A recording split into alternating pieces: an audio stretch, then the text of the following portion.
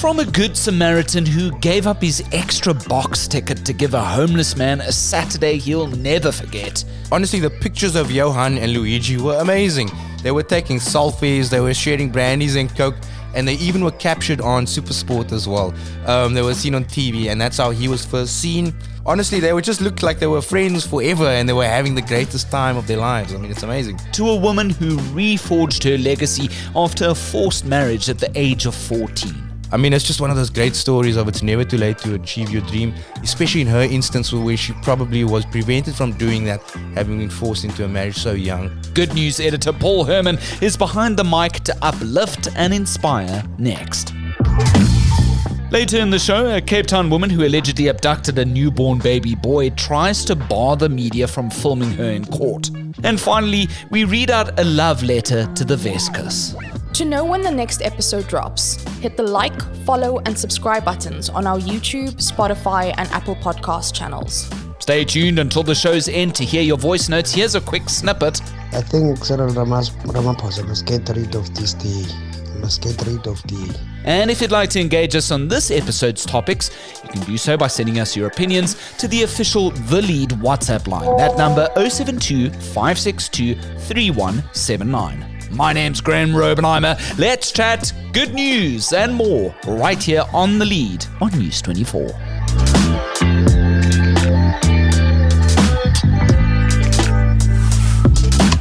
Who's cutting onions? I personally had a tear to share, prepping today's Good News edition with editor Paul Herman. From a woman forced into marriage as a teen who went on to realize her dream as a grade art teacher, to a homeless man who finally got to watch the Boks in action thanks to a selfless resident from Riebeek West.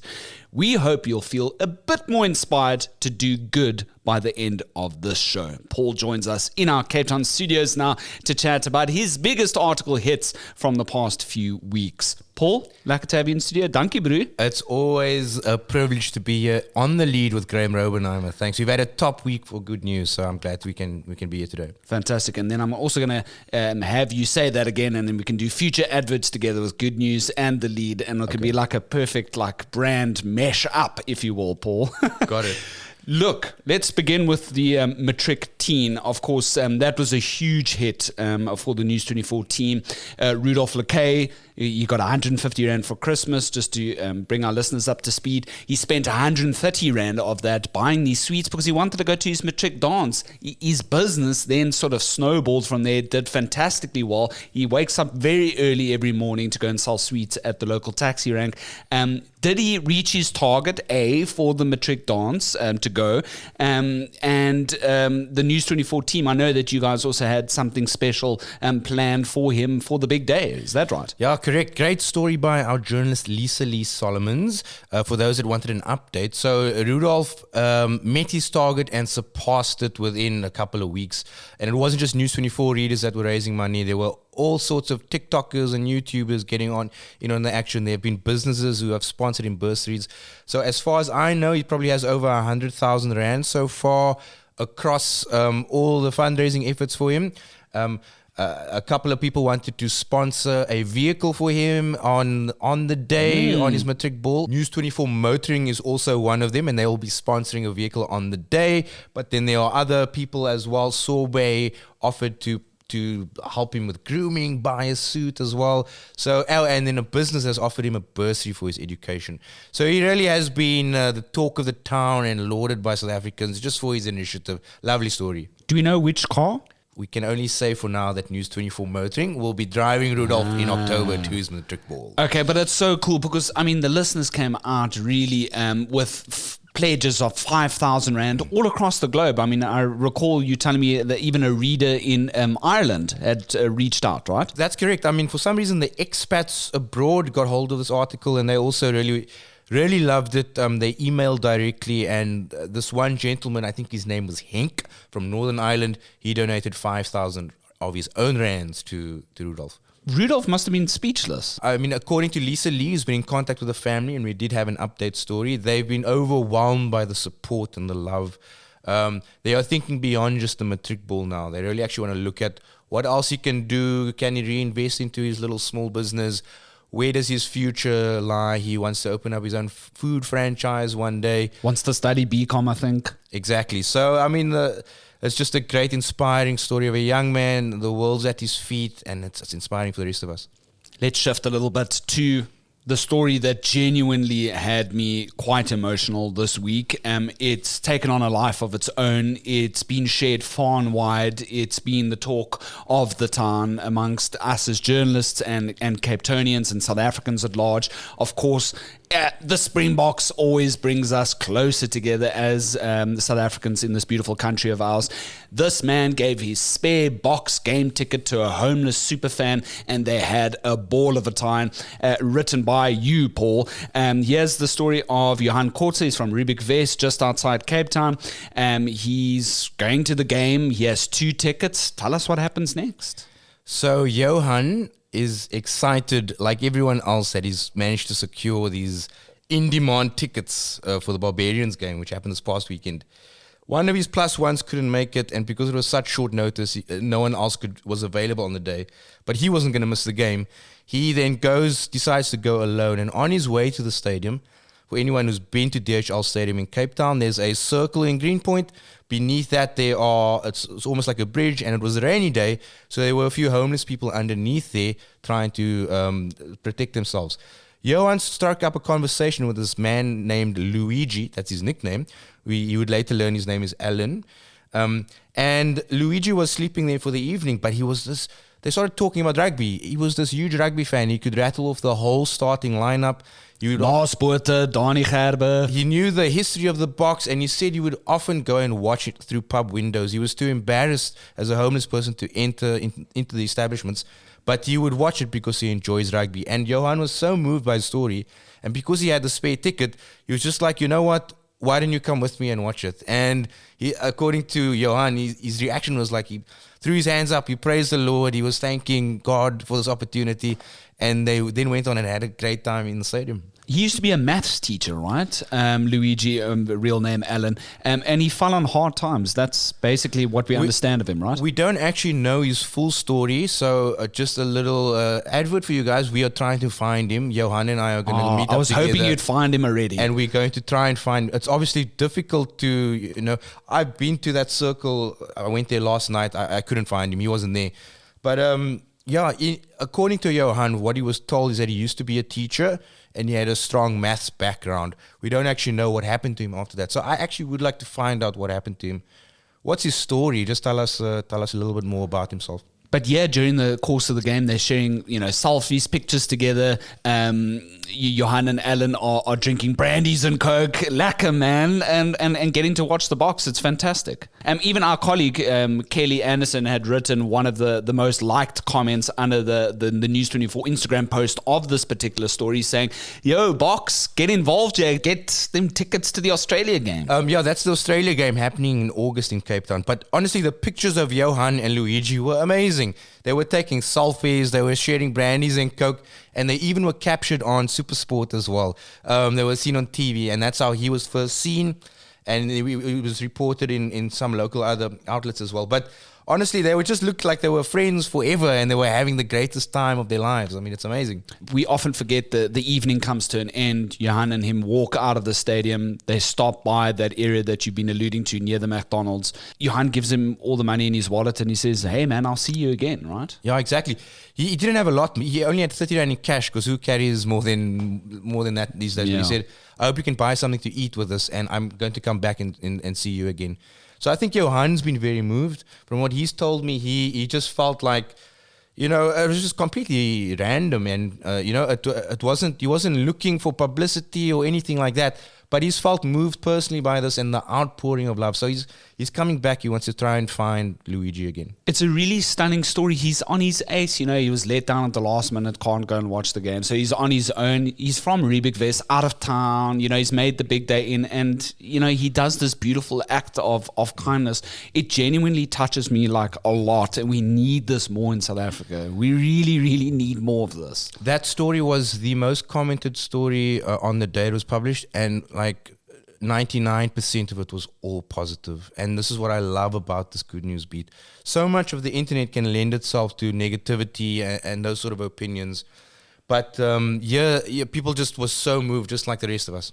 And then at the same Boks game, of course, we went on to beat the Barbars 54-7. It wasn't a complete bulldozing, but it was good form from Rassi's men. And here's this placard that gets caught on the big screen up in the stands. And it's a little chap with his dad, and he's holding up a big placard with the words, "Mom thinks we're at Spur." And this father and son duo, the Ottos, their story also got propelled into the national talking space, and obviously getting the attention of Spur, who then goes onto social media. What happens next, Paul? I mean, it was just really a cheeky little joke. Mom was obviously knew they were at the game, but so their name is Kevin and Reese. Kevin's the dad. They just wanted to be caught on camera. They wanted something clever that the camera would pick up and show it. And they came up with this, "Mom thinks we're at Spur." Honestly, their little post went viral. It was seen 30,000 times. Spur came on board and was like, "Help us find him." And since then, Spur's actually given them 4 tickets to the Australia game mentioned in August. Sure. As well as a Spur meal voucher for 4 people. And this time, Mom can come too. How sweet is that? Yeah, that's like the ultimate, you're winning in South Africa right now. You're going to Spur and you're going to the Boks game. That outpouring has been fantastic. And it's so cool that Spur, albeit a corporate, but they put it up the word on social media and they tracked them down fairly quickly. You're listening to the latest edition of The Lead on News 24 with Graham Rowenheimer. If you've got an opinion on what you've heard so far, drop us a short voice note on our WhatsApp hotline. That's 072-562-3179. I just think that the Springboks is so much goodwill attached to them. Everyone's tuning in. We all feel really like we're supporting champions. And so I think in this instance, everyone's just happy to get involved and happy to enjoy themselves. And maybe we'll do a follow-up with his family once they have their little treat next month. But the dad's he's not South African. As I understand it, he's from the US? Yes, that's correct. He's from the US. He's 61 years old. Looks great for a 61-year-old. No, you're joking. Yeah, some of the comments were like, anyway, it's a lovely family. You're joking, like, 61. He's 61. He looks like 45. Yeah, no, that. He looks great. Or whatever they're doing, he's from the US, so it must be great. But they live in Sea Point now, and Reese is 9 years old. So, I mean, he must have been a Springbok convert, but it's easy to follow the Springboks when they are really capturing hearts and trophies everywhere they go. Absolutely. Best team in the world will never allow the English, the French, or the New Zealanders to forget that very important fact. Don't forget the Irish as well. Oh, yes. Very important game coming up later in the year. And then this fantastic story by one of our now former colleagues, Apalele and Bokoto, married off at 14. Zoleka, now 50 years old, achieves lifelong dream to become grade R teacher. This was, in fact, one of your biggest good news hits, right, of the past month or so. Zoleka essentially was forced into a marriage at a very, very young age. But she has this incredible comeback story of bettering herself. At one stage, she had to be a domestic worker for a hell of a long time after she escaped that marriage and came down to Cape Town with her mom, right? And then she just goes from strength to strength, bettering herself and studying further. Tell me more. I think what made her story very unique was this idea of forced marriage. She was just 14 years old when she was forced to get married, and she left her husband later at 19 after what is described as it just wasn't a good marriage. She sought refuge in Cape Town. Fast forward 36 years, she's now 50 years old. Sure. The quote is, as a child, she always dreamed of being called Miss, and she had a love of preschool children. So she finally got a diploma in grade R teaching from Northwest University, and is now pursuing a Bachelor of Education as well. So, I mean, it's just one of those great stories of it's never too late to achieve your dream, especially in her instance where she probably was prevented from doing that, having been forced into a marriage so young, couldn't complete her own education. But look at her now, just great story again. And very importantly, critically within the story, she talks about why grade R in particular is so critical in the learning phase. As a dad yourself, Paul, she tells of that sometimes being skipped in particular in rural areas, and then kids only start at like grade 1, for example. So she wants to bridge that gap, right? Exactly. I mean, I think one of the points you made is that by the time they got to grade 1, the foundations in some of the children, especially in rural areas, are not as strong. So she just really wanted to feel that she wants to help before that. I mean, as a dad, I've been learning myself as well, and the formative years are so crucial in setting children up for being able to manage their schooling later on in life. So I think the more focus can be focused on those years even before grade R, and that will help a lot of South African children who perhaps are from poor backgrounds or rural areas get that head start that they need, so that by the time to get to grade 1, they've got the fundamentals to continue progressing. Paul, why do you feel that this story did so well that it did? Because we're talking about thousands and thousands of reads here. Yes, I mean, so it's gotten a lot of traction. I think as of now, it's about on 120,000 page views. It's not really about the page views. I think the story is resonating. For one, her personal story is unique. This idea of being married off at 14. So there's a theme there that's probably been explored by a lot of people. That's maybe a lot more... but underreported? Underreported, exactly. But then from there, overcoming that to achieve her own dream. That's the second angle of it. But then finally, the most important thing is she wants to help young minds. And I think there's a complete circle there. There's probably tons of educators or parents out there that are just, besides being inspired by a wonderful story, but actually it's speaking to something that matters to South Africans. Education for people that don't have the same advantages. Good news here at News 24 continues to go from high to high. It's just continuously doing fantastically well.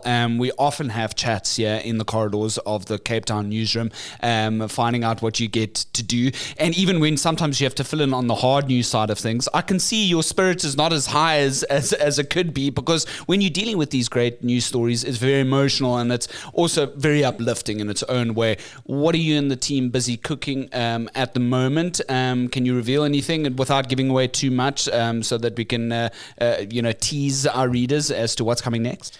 Sure. We got a couple of great stories on the go at the moment. We've chatted to another girl from Crossroads. She's also a chess prodigy, the best player at the under 14 level. Needs to go overseas to represent South Africa. There's something in the water here in the Western Cape with chess, bro. They are there must be a really great chess infrastructure, but they clearly are excelling and thriving in areas you wouldn't expect. News 24 annually has this project called Young Mandelas. We nominate 30 people under 35 who are doing amazing things across 6 categories in South Africa. That'll be released on Mandela Day on July 18th. And we're vetting our list, we're checking our entries, we're following up and getting these stories. And we hope to have a great package for you to deliver you called Young Mandelas, being released on News 24 on July 18th. How many Young Mandela candidates are there? This year there will be 30. In the past, it's varied. This is probably I think it's the 4th edition of it. This year we are doing 30. We started 30 after last year's 30 years of democracy. We feel that's a nice, great number. And then from all sectors of society and industry, right? So there's about 6 sectors. Well, it's not necessarily sectors. Let's call them themes and categories. Deepening democracy, social innovation, climate innovation, humanitarianism.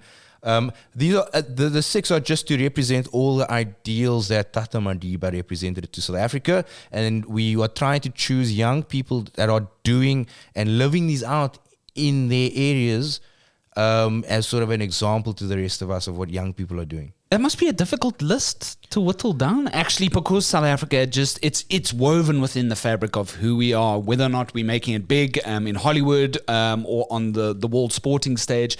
We just have so much exuding talent to offer. That must be a difficult list. I think we had over 200 entries, so there's quite a few people that wanted to be looked at for this honor. But yeah, and they're all young. They're young people. So I think that's what's fascinating and interesting.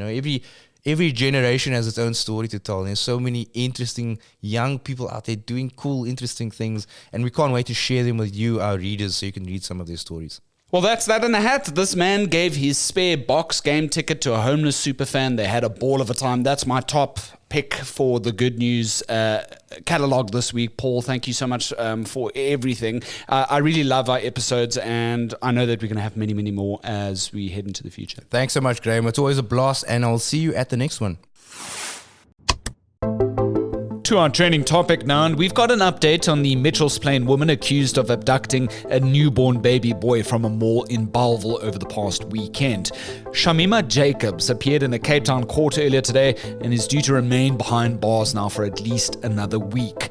Now 2 weeks old, baby Mohammed was rescued by police on Monday night and reunited with his 25-year-old mother. It's understood the woman felt nauseous at the mall and left to the bathroom, leaving Mohammed with Jacobs, only to return and find the pair gone. 37-year-old Jacobs, through her legal aid attorney earlier today, tried to bar the media and some TikTok influencers from filming her in the dock in apparent fear for the safety of her family and children. But the magistrate overruled, reports News 24's Lisa Lee Solomons.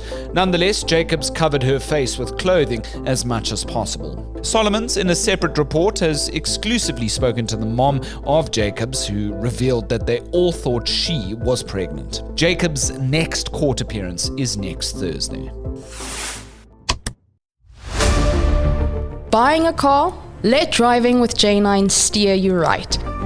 The reason why I wanted you in today is because I want to talk about car sales. You were in that space for a few years as Correct. a salesman. News 24's motoring podcast, hosted by Janine van der Post, delivers sharp car advice, expert test drives. Nowadays, when somebody, for the most part, when somebody walks into a dealership, they know sometimes more about the car than the salesperson does because of the access to information. Yeah. The latest trends and motorsport interviews, all in one smooth ride.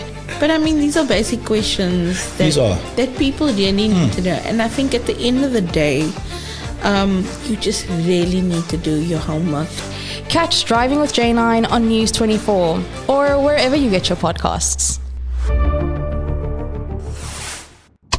And finally, this next love letter to the west coast of South Africa will certainly get your holiday heart ticking. It's from Esma Marnowick, who had earlier this year camped in the quiet Honderklip Bay. I'll read excerpts from her coastal correspondence published under our News 24 Go Travel section. The campsite at the ocean edge is deserted. The beach too, except for a clutch of white-fronted plovers and piles of washed-up kelp.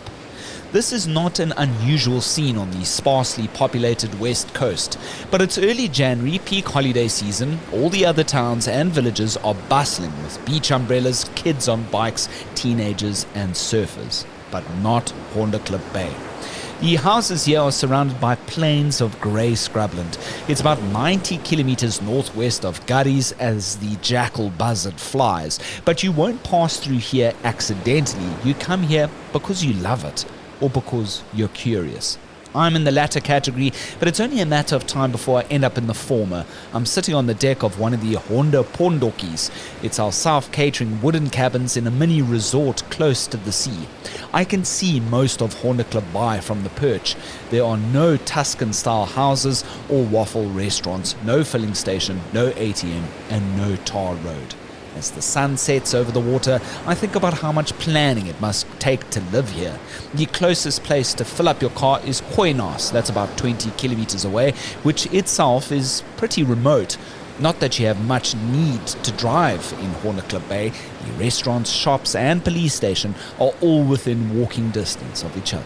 6 months later, Honderklip Bay still lingers in my thoughts. On days when the hamster wheel of life feels like it's going too fast, I find myself thinking of this place 500 kilometers away on the edge of a semi-desert.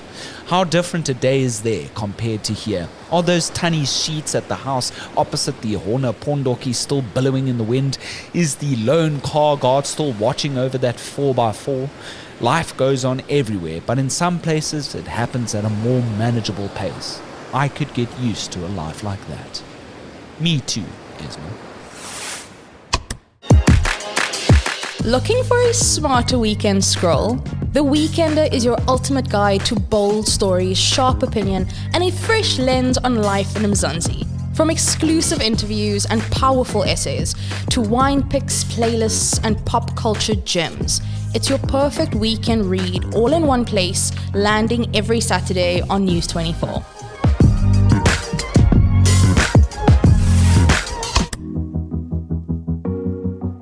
From longing for that quiet West Coast life to good news stories inspiring Mzansi, we've certainly got plenty to be grateful for amidst the usual doom scrolling. Now, for one of my favorite parts of the show, it's listening to your voice notes.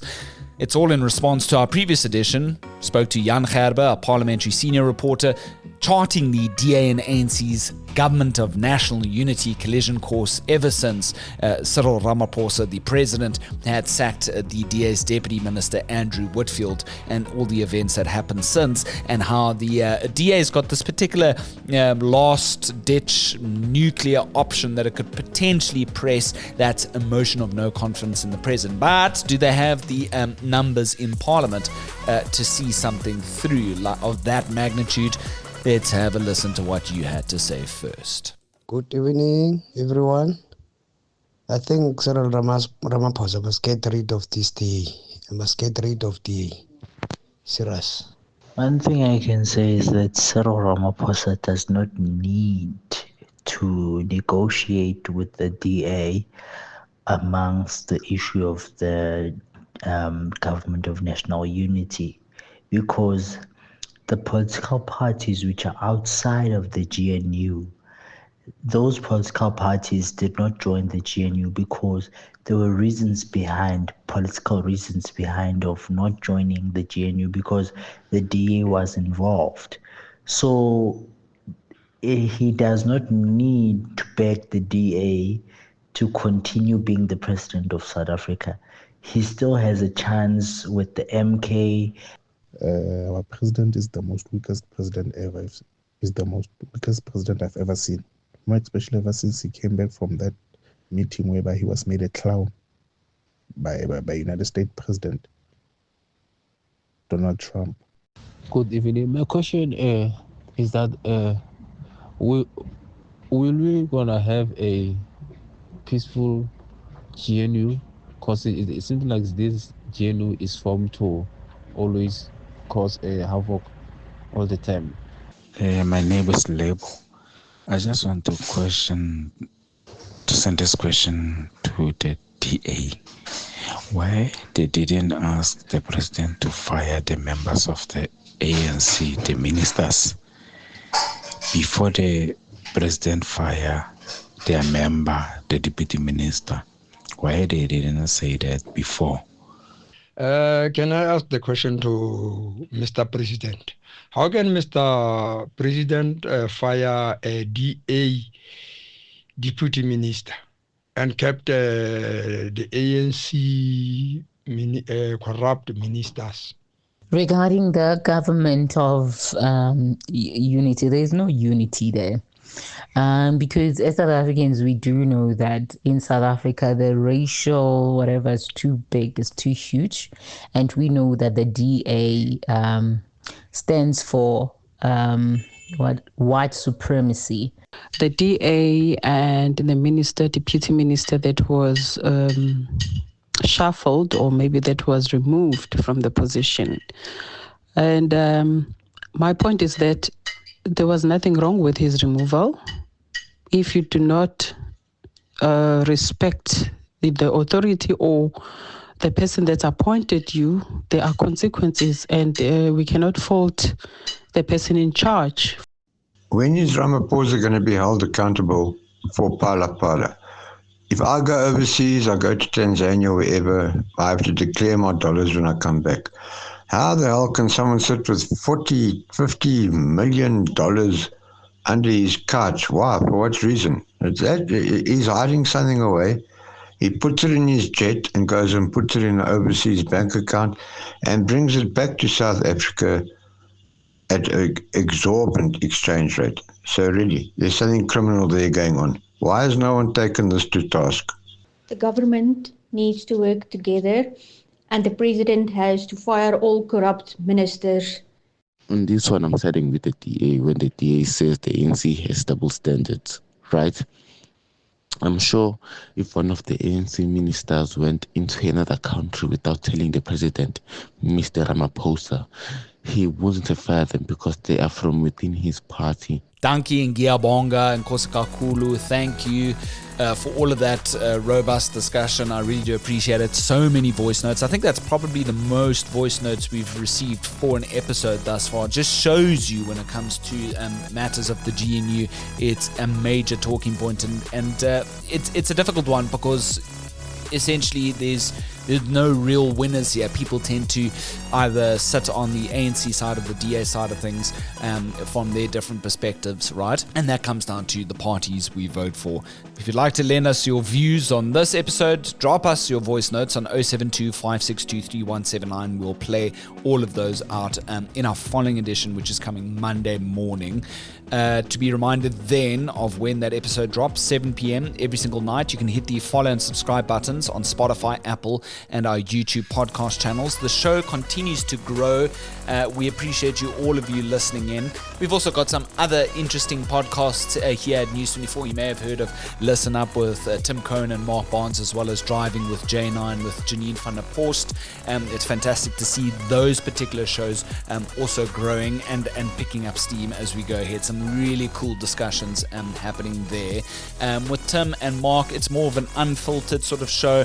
They really shoot the breeze on anything they fancy, whereas with Driving with J9, that's all things motoring, from what you should know, picking up a new vehicle, all the way through to some of the best rally superstars at the moment. My name's Graham Robenheimer, and so long as there's good news, we'll have the lead.